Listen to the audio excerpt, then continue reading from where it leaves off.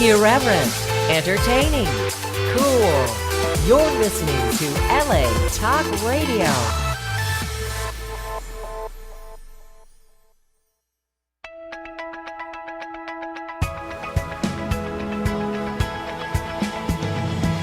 You're listening to On Air with Russell of Hotels, only on LA Talk Radio.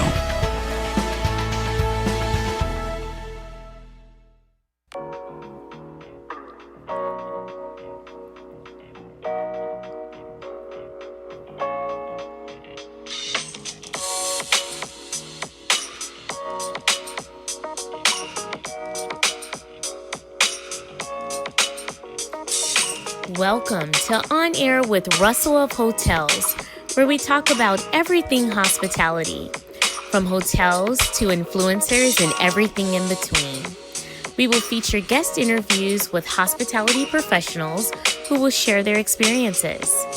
Your host, Russell Edmond, has spent over 25 years in the hospitality industry, beginning his career with Marriott International in hotel operations, before moving into the sales arena and becoming a relationship-building director of sales and marketing.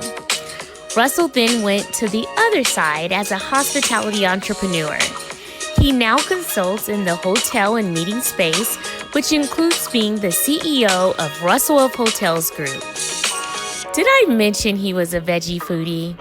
Yes, Russell is always looking for good non-meat eats. Please welcome your host, Russell Edmond. Good afternoon, and thank you for joining On Air with Russell of Hotels. Today is Tuesday, a couple days before the 4th of July, so just in case I forget, happy 4th of July to everyone. It's a big day, big barbecue day, big barbecue week, right? I've been barbecuing since last week, so I barbecued on Saturday. Why did I do it on Saturday? I don't know, but I did. So I'm not sure if I'm going to be barbecuing on the 4th this week, but maybe so. I don't know. It may hit me. I don't know. But anyway, welcome to the show. Thank you so much for joining me today. It is 1:00 on a Tuesday. Beautiful day here in SoCal, here live from the Sherman Oaks studios of LA Talk Radio, high above on the 4th floor. Anyway, so hopefully your week has started off well. Today is Tuesday, like I said. So the week hasn't really started yet, right? So maybe you're just now getting into it, but hopefully it's going well, regardless of where you are in your week. We're live here, right? I always say that. I mean, we're Hospitality Unplugged, first and foremost, right? So which means we talk about everything hospitality. That can be anything. I mean, that can be hotels, that can be restaurants, it can be if you're a foodie, if you're an influencer, if you're a DJ. We had a DJ here last week, right? He didn't even know that he can be a DJ. He grew up not knowing that was even a profession, but that's what he does now. So, I mean, I'll jump back into that a little later, talking about Amani Roberts, who was my guest last week, who used to be a former GM with Marriott and then said, you know what, I want to do this DJ thing. So he went, educated himself, and he's still in hospitality, right? But he's doing his own thing now. So that's a great thing. He went from the corporate life to the creative life. There you go. So Hospitality Unplugged. You can say what you want to say on the radio. Well, this is internet radio, so you really can say. If I wanted to sit here and talk crazy, I could. But I'm not going to, because that's not what it's all about, right? Just because you can say things, I can't even speak today. Just because you can say it doesn't mean you should say it, right? So we're, I'm clear about that. And, there's some things that I don't like that I'll mention, but it'll be in a way that it doesn't, throw anyone under the bus, so to speak. So, in fact, I got one today. I mean, I was coming in today, and I stopped at a hotel. I'll just say it's in Hollywood. I've been there before. It's an independent hotel. I actually used to work for a management company that used to have that hotel. And I haven't been there, it's probably about 3 years. I'm going to say 2 or 3 years, something like that. You talking about, and I hear that the ownership, basically was running the hotel by themselves. So they had a management company before, and then they went ahead, and I guess the agreement was only for several years. And then after that, he didn't renew it. So basically they managed it themselves. I mean, and you talking about a big difference between when this management company had it and when, the ownership had it. Totally night and day. I'm not saying that that's the norm for everyone that tries to manage their own hotel, but if you're absentee owner, and I always say that for restaurants, anything like that, absentee owner, you're relying on other people to come in and take care of things, and it never works out. For whatever reason, it just never works out. So if you own a hotel, your owner, try to get a reputable company in there to take care of it, because as far as the, check and balances, cleanliness, things like that, if you don't have a management company, someone to call and say, hey, what's going on here? That's not a good situation to be in. So now you have to spend money, because when I went in there, the place is dirty for the most part. It's, there's a lot of maintenance issues. I mean, there's a lot of cleanliness, just things out of place. I mean, you can go into a room and see, item placement. I mean, that's one thing. I used to be a housekeeping manager. I'm sure I shared that with you before. So you can go into a room and see something's out of place. If that's the literature that you have there, if that's, pictures that are, half falling off, TVs, if that's towels, how they're hanging. I mean, things like that. I look at all that stuff, and you can tell that no one's watching, or no one's, coming in and checking in back of other people. No supervisors going in and checking rooms and having the housekeeper come back and say, hey, can you fix this? Can you fix that? It was just out of sorts, and it was very disappointing, because I remember when this hotel had a grand opening about 4 years ago, and I was there, and I'm like, this place is great. I mean, it's small, it's great, it's nice. They did a lot of work on the hotel, because it was something else, and they changed it into a independent hotel. But now it was very disappointing. I'll just leave it at that. Like I said, Hospitality Unplugged, right? Also, I stopped at the, and I'll mention this one, I stopped at the Sportsman's Lodge Hotel, and the only reason I stopped there, I was on my way here, of course, but I needed to type out some things and respond to some emails. And I needed to charge my iPad. So what's a better place than a hotel, right? Hotel lobby. So I'm in the lobby charging up my iPad and doing a little work, and I run into Robert Rycroft. Who the heck is Robert Rycroft?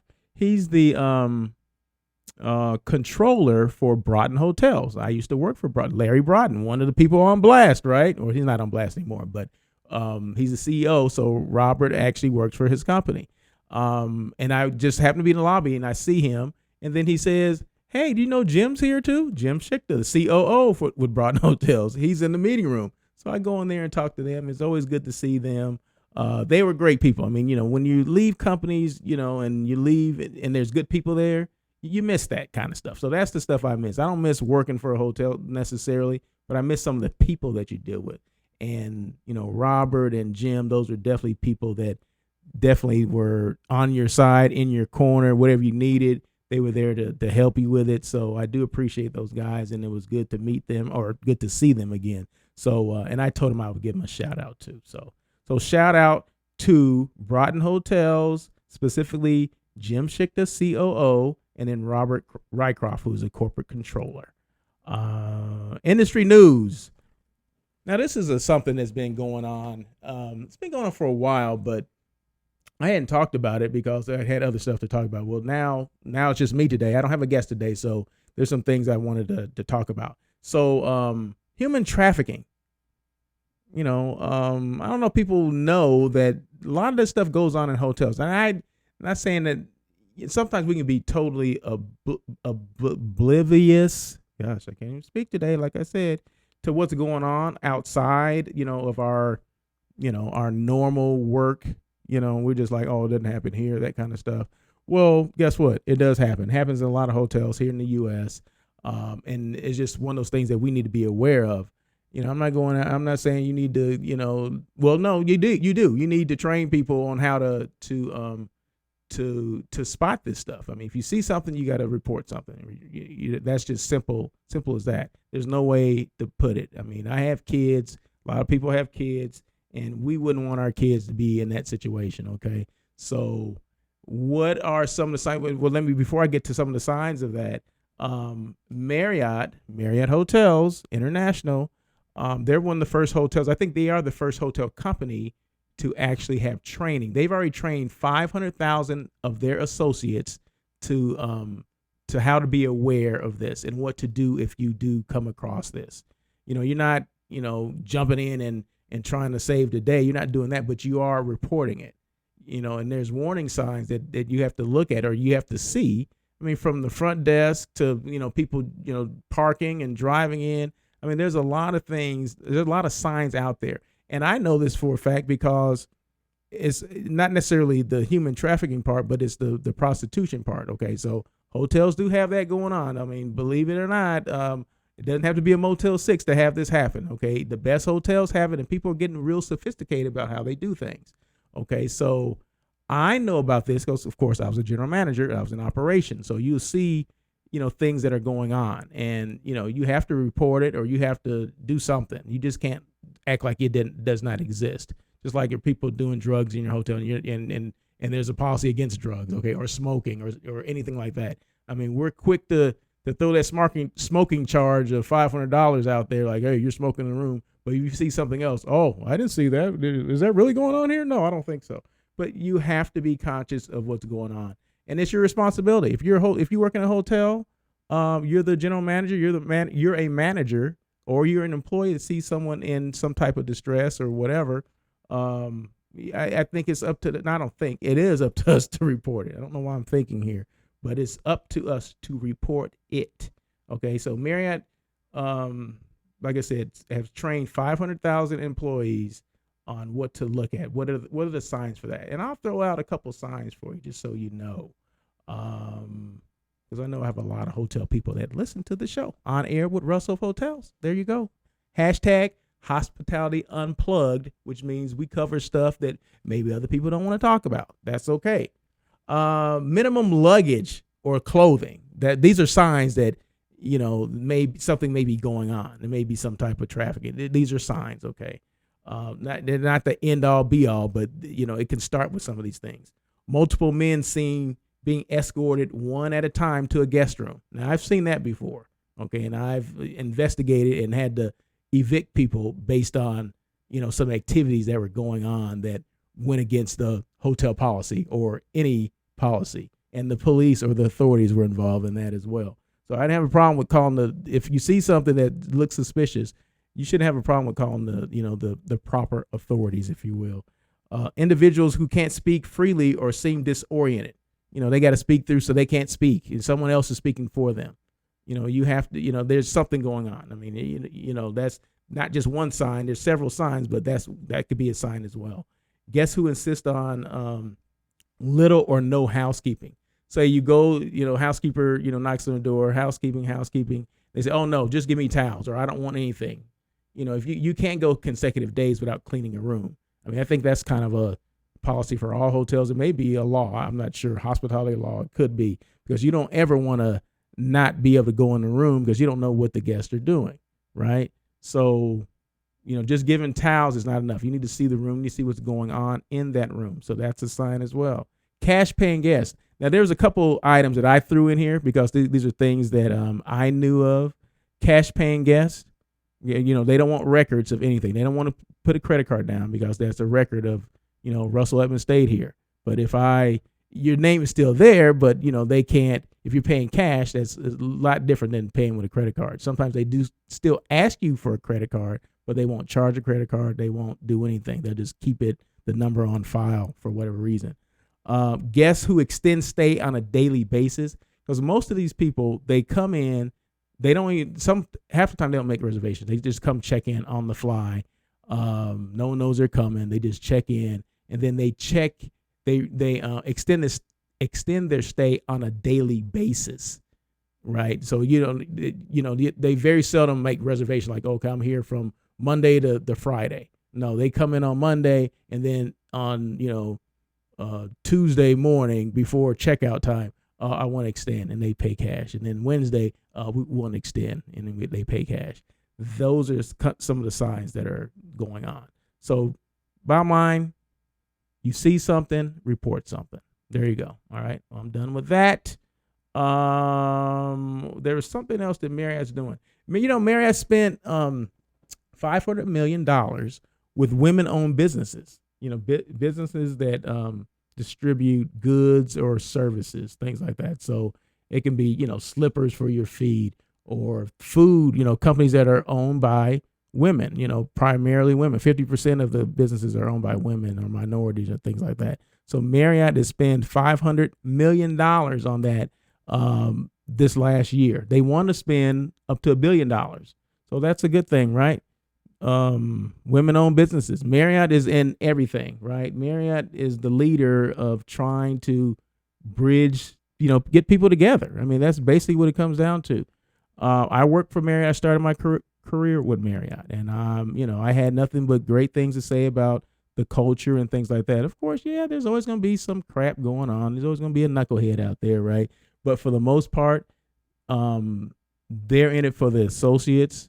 You take care of the associates and they will take care of your guests, right? And they also take it a step further where, they don't just, okay, we need to hire, minorities, or we need to get women in businesses involved. They don't just talk the talk, they walk the walk. There's a lot of companies out there, they give a lot of lip service, but when it comes down to it, they're not doing what they say they're doing. Is Marriott doing what they say they're doing? As far as I know, they are, okay? And their record speaks for themselves. And maybe that's why they're the number one hotel company, although they're not worth more than Hilton, from what I understand. So, but anyway, they will be. So don't worry about that. Oh, and let's see. Never mind. I won't say that. All right. I already touched on that. A couple other things. And I've been mentioning this for the last several weeks because I'm still ticked off about this Cuba trip, right? That I can't go to Cuba now on a cruise. But you can go if you're doing a professional meeting there. Okay, you can do a professional meeting or professional research. It's like 12 things, and I keep forgetting to write the other 10 things down.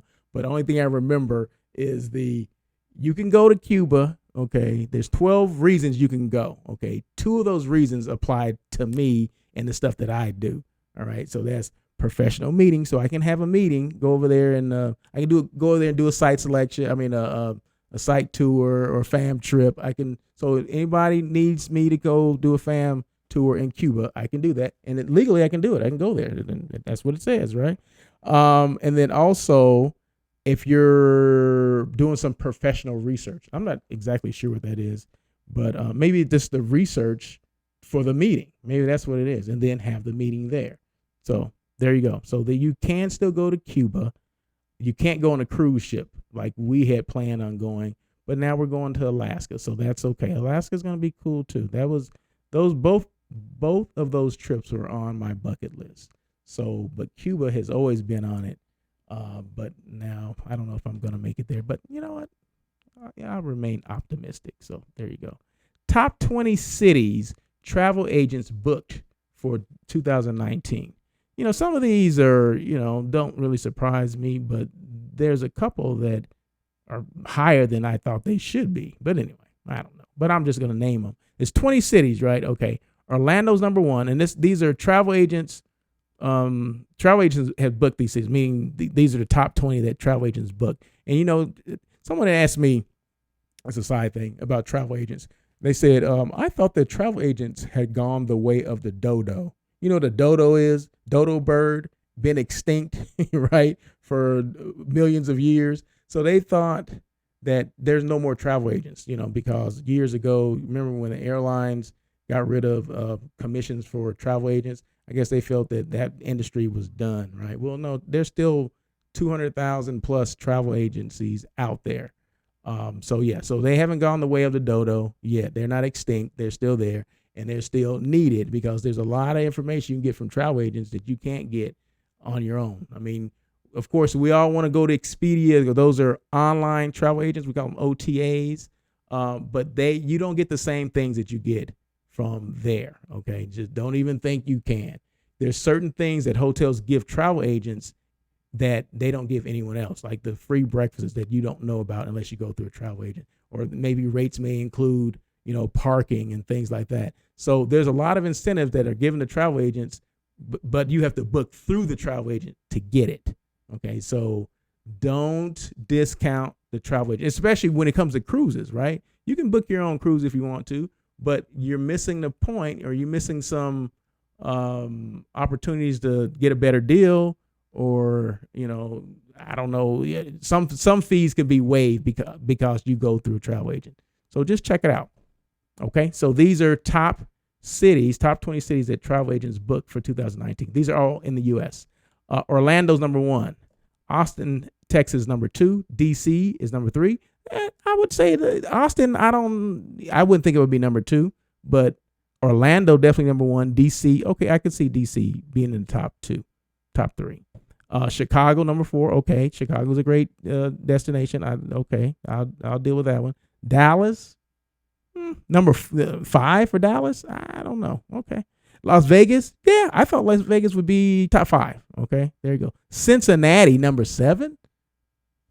Cincinnati. Okay, now I invested a lot of money in Cincinnati, specifically Xavier University. Okay, so we're a big donor of theirs, or we were for 4 years. So I'm familiar with Cincinnati because I've been there, of course, several times over the last 4 years.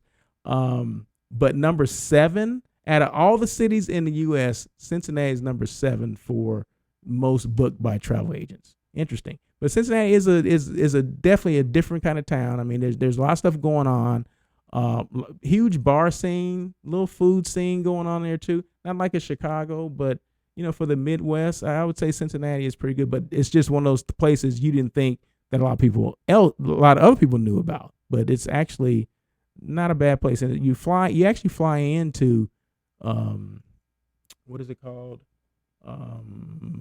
Kentucky, Covington, Kentucky. That's where the airport is. The airport is not in Cincinnati. It's actually in Covington, Kentucky. And you take the bridge over the river, and then you go into Cincinnati. Didn't think I knew that, huh? Number 8 is Tampa Bay. For the people that are listening and not watching, I just took a gulp of water because my mouth is dry. So number 8 is Tampa. Okay. Nashville, number 9. I thought Nashville would be higher. And then number 10 is New York. Shouldn't that be like in the top 5?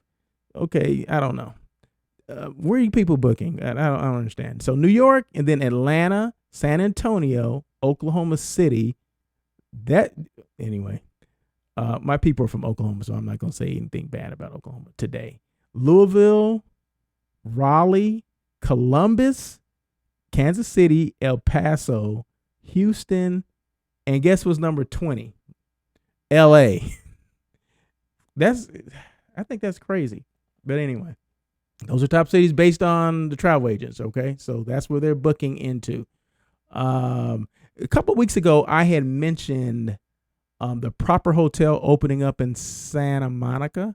And I mentioned something about a rooftop pool because they said that it was the only rooftop pool. I believe that's what it said, the only rooftop pool on the west side. And I said, well, and I said, there has to be another hotel. So I did a little research because there's a hotel I went to before. They have a rooftop bar, but they don't have a rooftop pool. And that's the Shangri-La Hotel. So that's the hotel I was thinking about, but they don't have a rooftop pool. They do have a rooftop bar. But the Proper is supposed to have a rooftop pool. The only one on the west side is what they say. But we're going to have to, I think there's one other one I need to check out too. And that's in West Hollywood. So, why can't I think of the name of it? The London. Don't they have a pool on the top floor? I know they have a bar, but I thought they had a pool too. So now I guess I have to check on that too. Anyway, I'm sorry. I'm rambling now. Contact information. How do you get a hold of Russell of Hotels or Russell Edmond? That's me. You can email me at I was just checking. I thought I had a message. You can email me at russellofhotels.com. Twitter, I'm at Russell of Hotels. IG, I'm at Russell of Hotels. LinkedIn, Russell L. Edmond. Facebook, Russell L. Edmond and Russell of Hotels. Yeah, you're right. I have 2 Facebook pages. And then my website is russellofhotels.com. Make sure you're doing social media. Okay. I was having this conversation with someone the other day about this particular person does PR. Well, at least that's what I call it. PR for like entertainment industry, that kind of thing. And she had taken some pictures with, some reputable stars. And I said, well, why haven't you, because I follow her on Instagram or whatever. And I said, well, why haven't you posted that stuff? I mean, she's a You ever heard this term before? Lifestyle manager. She aspires to be a lifestyle manager, managing, people's life. I guess, shoot, I need somebody to manage my life. But that's what she does. Okay. So for stars, entertainers, or whatever, she helps them manage, whatever their day-to-day activity is, or, flights and all this stuff, family stuff, whatever it is they need assistance with, to make their lifestyle easier or make their life easy. That's what she does, right? So, but I hadn't seen anything that she was posting. I said, well, are you posting anything? She goes, no. I'm like, well, why not? Well, I get tired of it. You get tired of doing your job?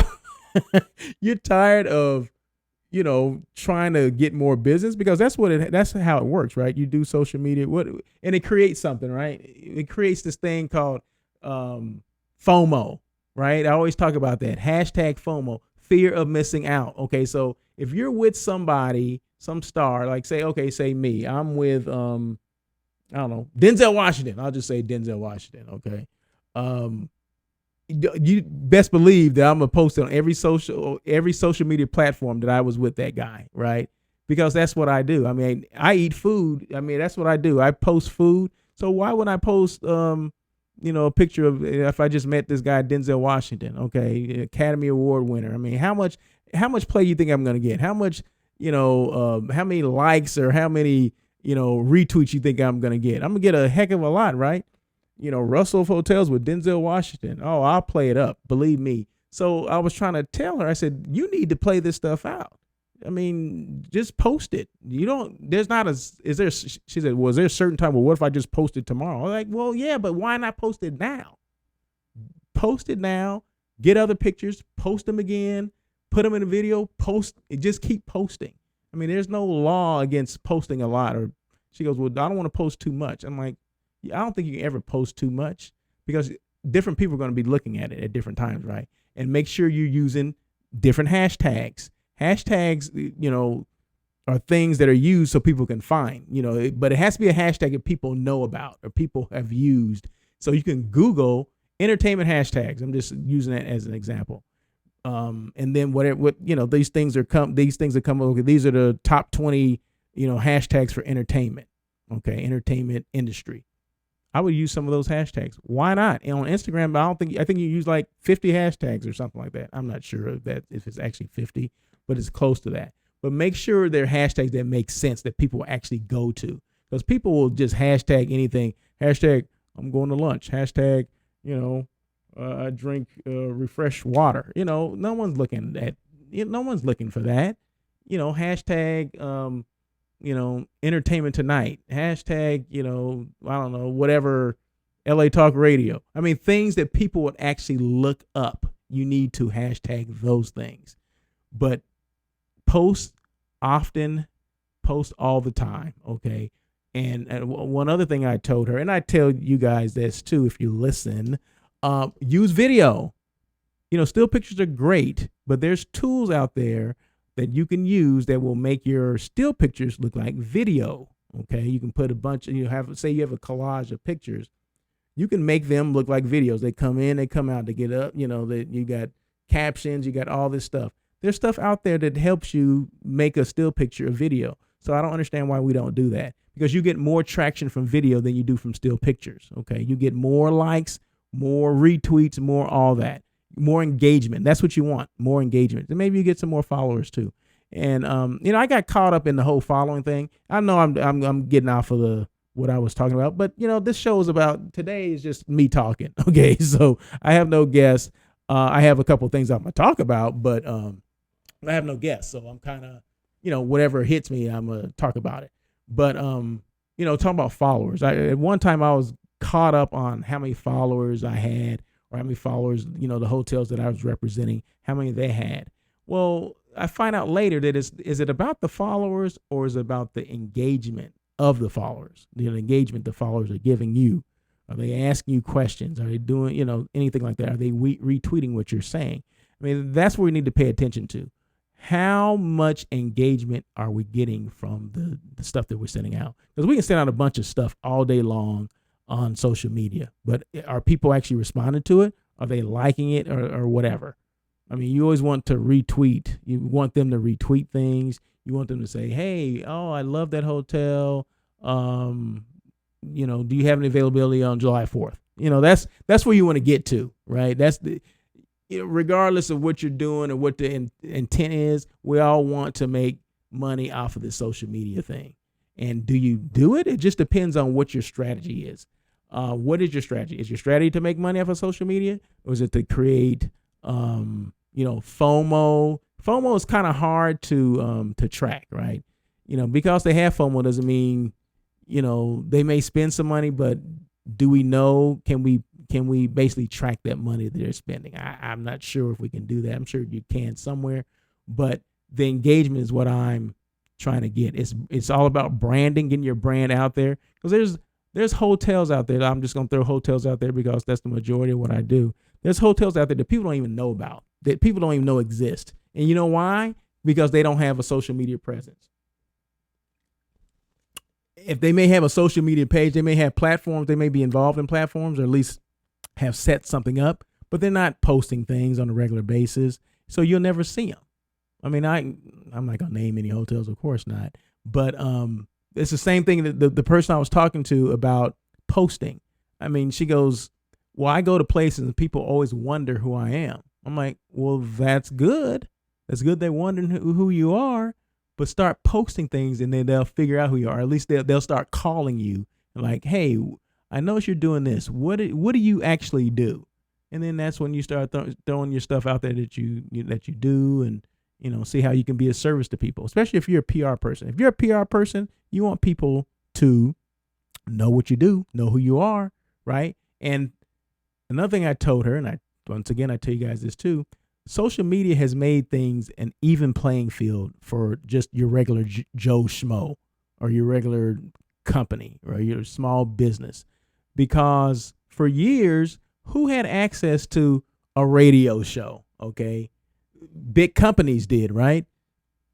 To be on TV, that costs a lot of money. Well, now we got Facebook Live, we got Instagram TV, we got YouTube. We have all these things to use now to even the playing field. There's more advertising dollars spent on YouTube than in all the networks combined.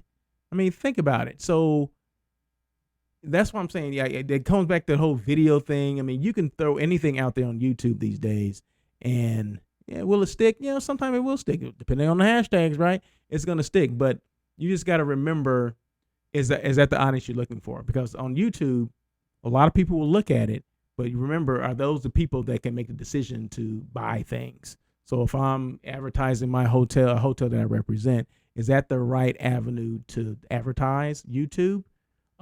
Because remember, there's a lot of kids, not throwing anything against kids, not throwing any shade against kids, but they'll click and like things or whatever, make comments. But are they really the people you want to be engaging with anyway? Because I don't have any money.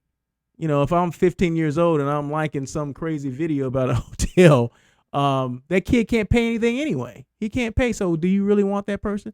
Opposed to or compare that to say I was advertising or I put a video on LinkedIn, right? Where I know that the people, especially if it's a company or service that supports hotels, just use that as an example, right? So say my platform, I mean, On Air with Russell of Hotels, right? So I know a lot of hotels listen to my show. It's probably 50-50. I'm gonna say 50% hotel people, 50% professional people.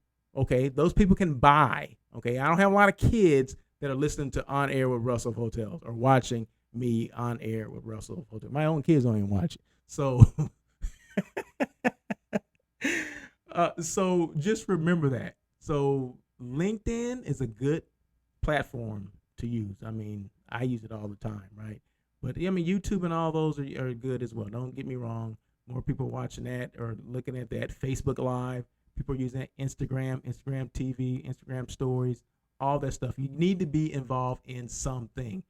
Fortunately for me, I'm involved in all of them. I'll put videos and things and content out on every single thing because you never know what's going to stick. Okay. So if you have any other questions about this stuff, feel free to reach out to me. Okay. what is a Russell of Hotels group? Say I went off on a tangent, and you guys don't even know what the Russell of Hotels group is. Oh my goodness, this is crazy. I'm being funny. Hotel site selection. That's one thing that I do. So I do a couple of different things. So hotel site selection is one of them, where I assist companies and organizations with finding guest rooms, 10 rooms or more. That's considered a group, right? I just got a call before I was coming here today. I had an email, which the call was me making to them, asking questions about this particular email that he sent. Say a person had booked some rooms in a city for a group, and he was asking, basically, do I think he got a good rate, a good deal on the thing? Well, I didn't start the process, right? I come in after the fact, right? Normally, a company or an organization will ask me, say, hey, we have, a couple meetings going on, and in one city is Atlanta, one is wherever, Detroit, whatever. I'm just throwing that as an example. So from start to finish, that's my job. Okay, so I source it out. I send out an email, do an RFP, and send it out to all these hotels, right? And then they respond back to me with the rates and what they can do and all those stuff and all those things. And then I present it to my client. Well, I'm coming on this after the fact, meaning he's already done those things, and he's asking me, do I think these rates are good? Well, I just happen to just look, just did a Google search for the city he was looking for and some hotel rooms. Not saying the rates would be the same, but most of the rates were a lot lower than the rate that he received. Okay, so there's some value with using a hotel site selection company, because a lot of us, or let's just say me, because we're talking about me on air with Russell Hotels, we have the contacts, right? So if you have the contacts, meaning your rates are probably going to be lower than what other people just picking up the phone can do. I don't even pick up the phone anymore. Everything goes through online, right? A platform where we find these rooms. So we don't have to pick up the phone necessarily. At least the initial go around, we don't have to pick up the phone. So everything is done electronically.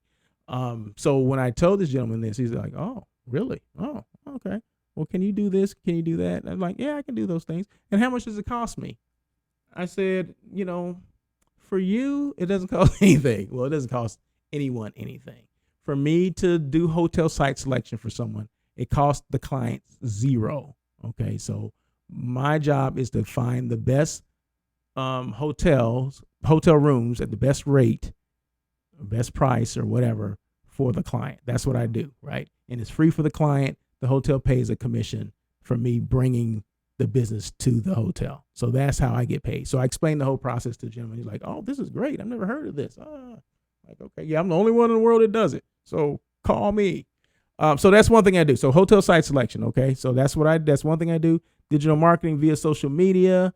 More specifically, the platforms that you guys don't do content or don't send out. You're not tweeting, you're not doing postings on Instagram. I do that stuff. So I'll do that for hotels and things like that. So I do videos. You check my YouTube channel, Russell of Hotels. You check IG, you check Twitter, you check Facebook, and LinkedIn. I do videos on all hotels, a lot of hotels. So you can check them out. I've done over 200. So that's another thing I do. So I produce those videos for destinations and hotels. A hotel task force, I also do that. So a task force person would be someone that would go in on a temporary basis to assist the hotels. Maybe they don't have a general manager or a director of sales and marketing. But of course, you can't just let that go. Those positions need to be filled, or at least to have someone in there to make sure things are still going according to your plan, right? So you don't have a GM. Guess what's going to happen? Things are going to fall through the cracks. You don't have a director of sales and marketing. Guess what? No one's going to be going out and making sales calls, soliciting. Who are they going to call if they need a contract for rooms and things like that? So on a temporary basis, that's what I do. I'll go into hotels, regardless where it is in the United States, wherever we go, and that's what we do. And I'm a radio show host, so I interview today's hospitality professionals. And most weeks I do that, but this week was a different kind of week. People are busy with 4th of July coming up. So it's just me today, and which is fine because I know you guys prefer to listen to me than anyone else. That was a joke, and I'm drinking water too. Who's on blast?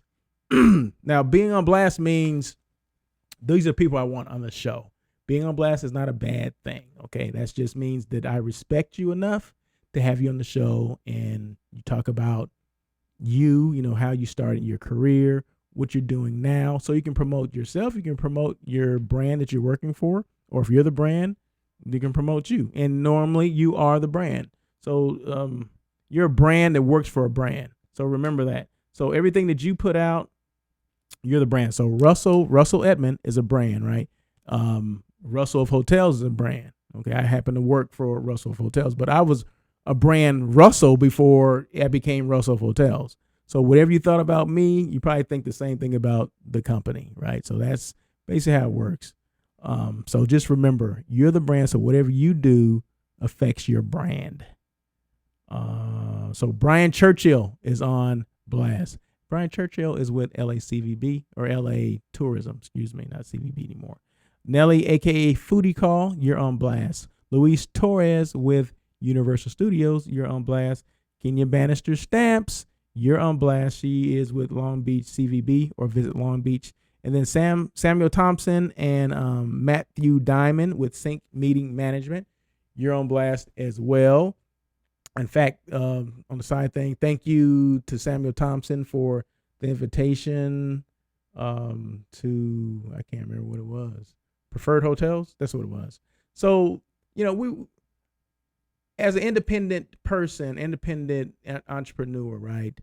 You always think you're out there on your own, doing things on your own. Well, in some respect you are, but it's always good to have a community of other entrepreneurs that look out for you. And Sam Thompson is one of the ones that looks out for me. We look out for each other, right? So if there's something that he gets that I don't get, he sends to me. If it's something that I get and that he didn't get, I'll send it to him. So we kind of collaborate on that, along with other people like Amani Roberts, who was here last week. I mean, we all try to, you know, keep our own little village, if you will. And, you know, I'm accepting people in my village all the time. In fact, Stephanie Smith, who's with Cogwheel Marketing, she sends me stuff all the time. Now, she was a guest here about 4 weeks ago. And since she was a guest here, she sends me stuff all the time, stuff that I can use, right? Stuff that's helpful to me or stuff that I need to think about. So I thank you, Stephanie. I thank you for being, and she always says, are you getting tired of me yet? Like, no, I'm not getting tired of you.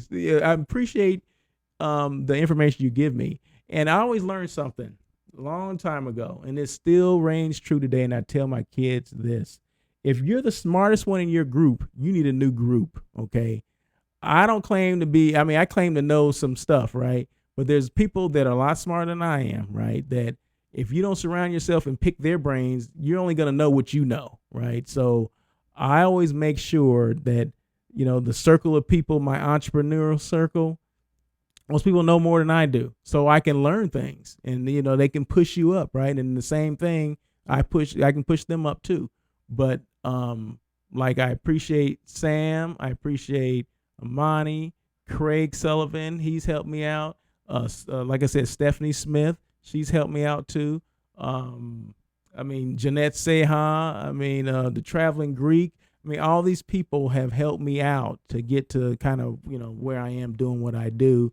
But you can't do it alone, right? So even if you're an entrepreneur, you need to have a circle of people that you kind of, a circle of trust, you know, kind of people that you trust, or at least trust their opinion on what they're talking about, right? So Stephanie is like, she's the marketing guru, right? So if she's sending me stuff, if she's spending her time emailing me, did you think about this? Did you do that?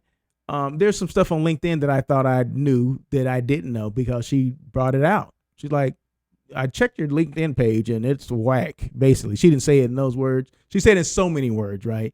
But she helped me out, and I saw it. And I'm like, I accepted it, and like I was kind of, I didn't get caught in my feelings or anything like that. But it was like eye opening. Like I thought I knew this stuff, but no, she brought out some things that I wasn't doing, so I did them. And then she brought up something else. So it was just a question yesterday. She emailed me, had to do with Instagram. And actually I had done it, but I had not gone back as far as the verification part, Stephanie, just so you know, just in case you're listening. But I do appreciate that. And no, you're not bothering me, and continue to bother me. Yeah, you are bothering me, but continue to do it. So thank you very much. So thank you to Amani Roberts for last week. I appreciate you coming on the show. Amani Roberts is like, he does everything. He has like 13 jobs. Okay. So he's a professor. He's a DJ. He's the vice president of MPI. I mean, he does so much stuff. He gets involved with the Scratch Academy. He mentors. There's a lot of things that we did not talk about that he does. So I just want to make sure, I just want to let him know that I do appreciate it. And like I said, I promote the heck out of people that I know that will do a great job. So if you need a DJ for any occasion, this is the guy, right? Professional, shows up on time. If you need a playlist, he's going to do it. He produces, his own beats and all this kind of stuff. So he brings a different element to, just a DJ, right? So he does a lot of different things. So like I said, if you need a DJ, Amani Roberts is your guy. There you go. Millennials. What is a millennial? I always see these things. We need to appeal to the millennial. We need to get more business from the millennials. What the heck does that mean? I mean, I know what a millennial is, but why do we focus on the demographics? A millennial is a different demographic, right? It's not a person. Okay. So you're trying to tell me that this whole group of millennials thinks the same way? No, they don't think the same way. Okay. So that's a misnomer. I think that's one of those things. It's a myth that you gotta, all millennials think a certain way. All millennials are, they're this way, or they job hop, or they're untrainable, that kind of stuff. That's not true. Okay. So you have to take, just like any other demographic, you have to treat everyone as an individual. Okay. How is that easy? No, none of this marketing stuff is easy, right? You try to reach certain people. You try to reach a certain persona. Okay.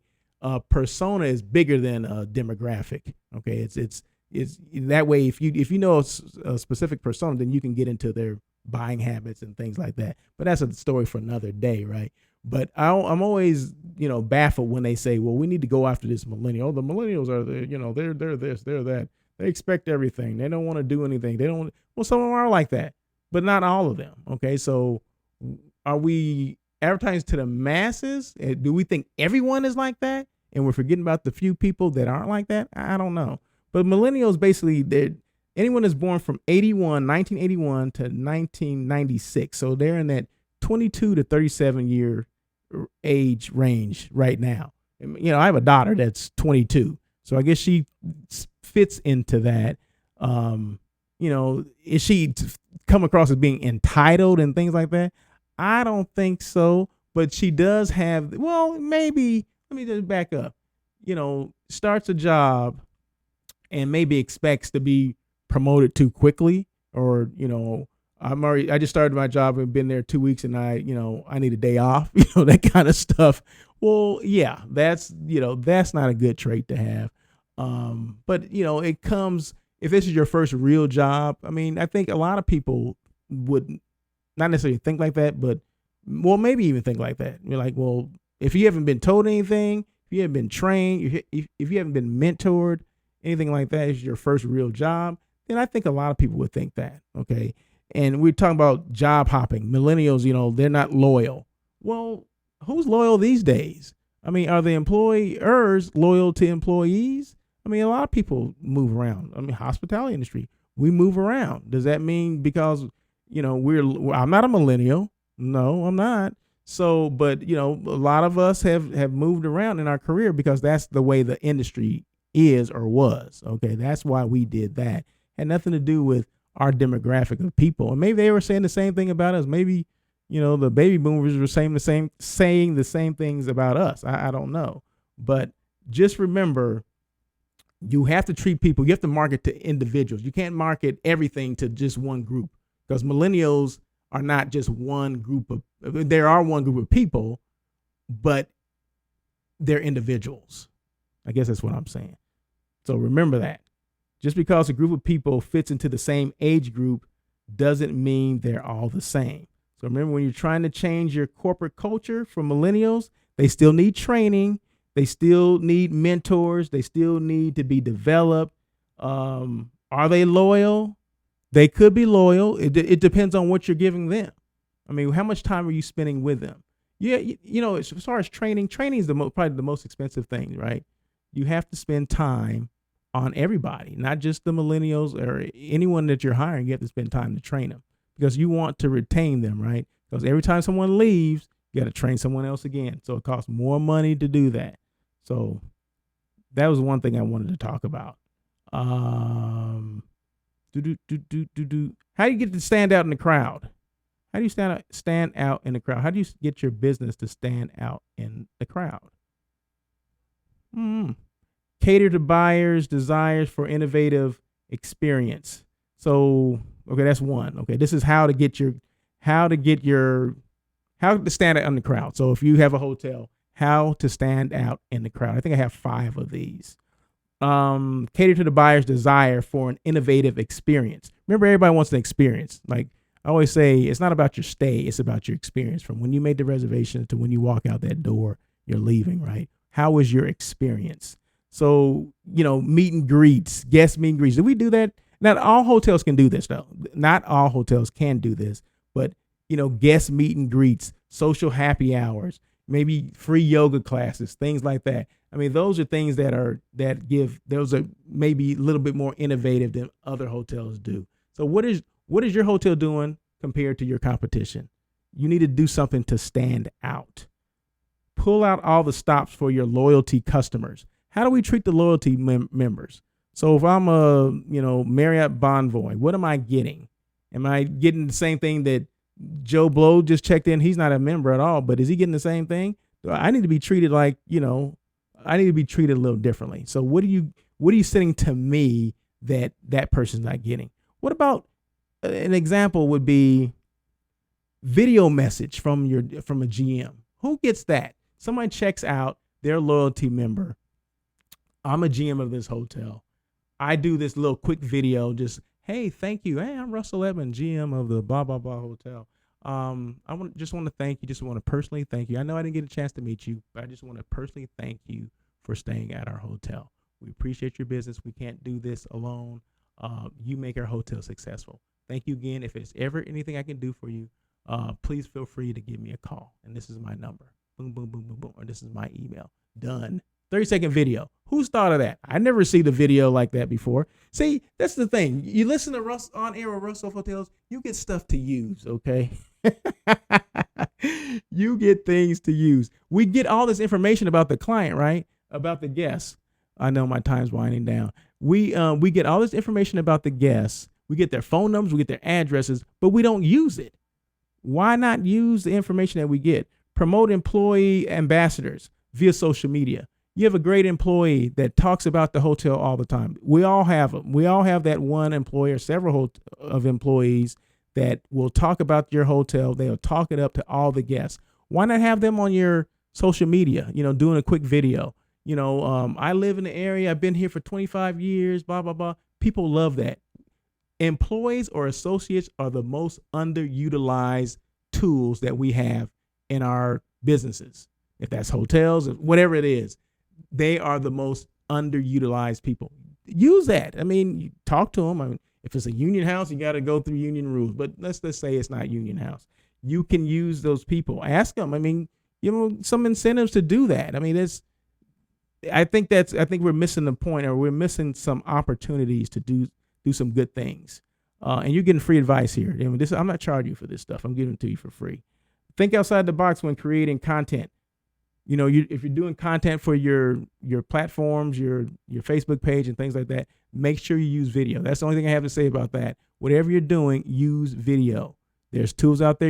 Even if you have a lot of still pictures, you can use those, but there's a certain programs that you can use that you can put those still pictures into this video format, and it makes it look like a video.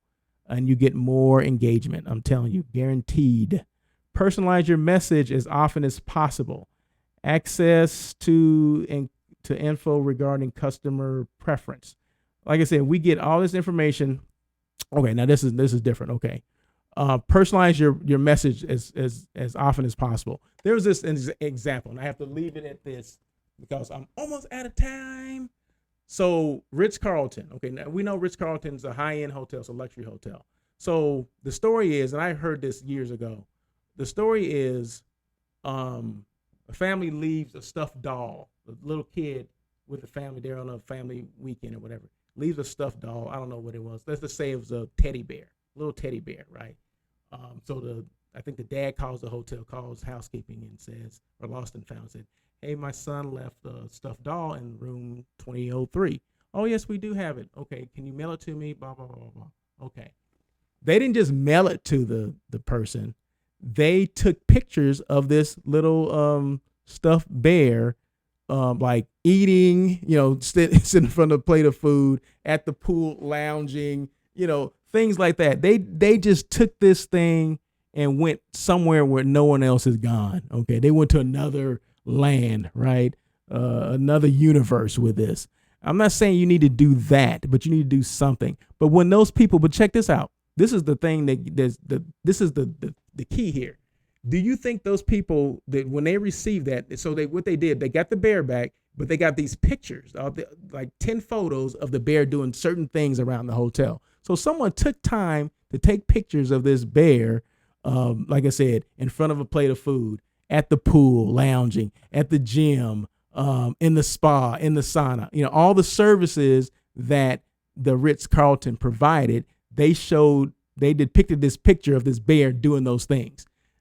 Guess what that does? I mean, what does that do? It creates FOMO again, fear of missing out on something. And guess how many people they shared that with? They shared that with tons of people. Ritz-Carlton did this.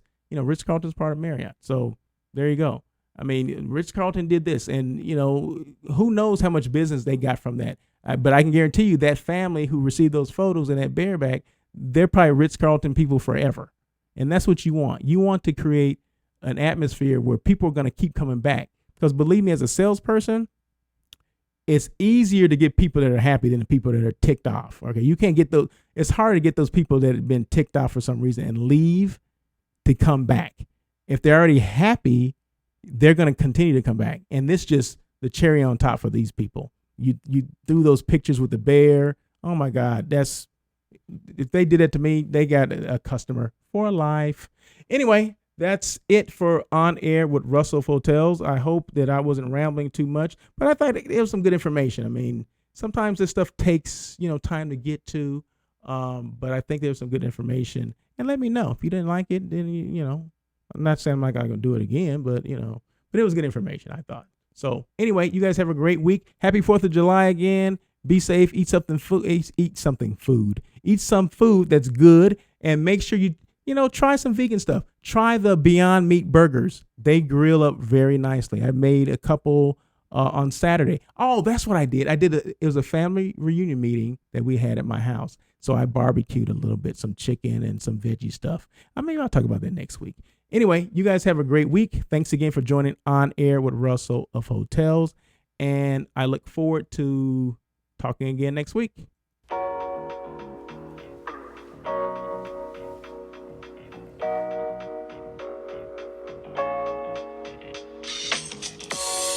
Thank you for joining On Air with Russell of Hotels. Please tune in every Tuesday at 1 p.m. as we talk to other hospitality professionals. Your feedback is important.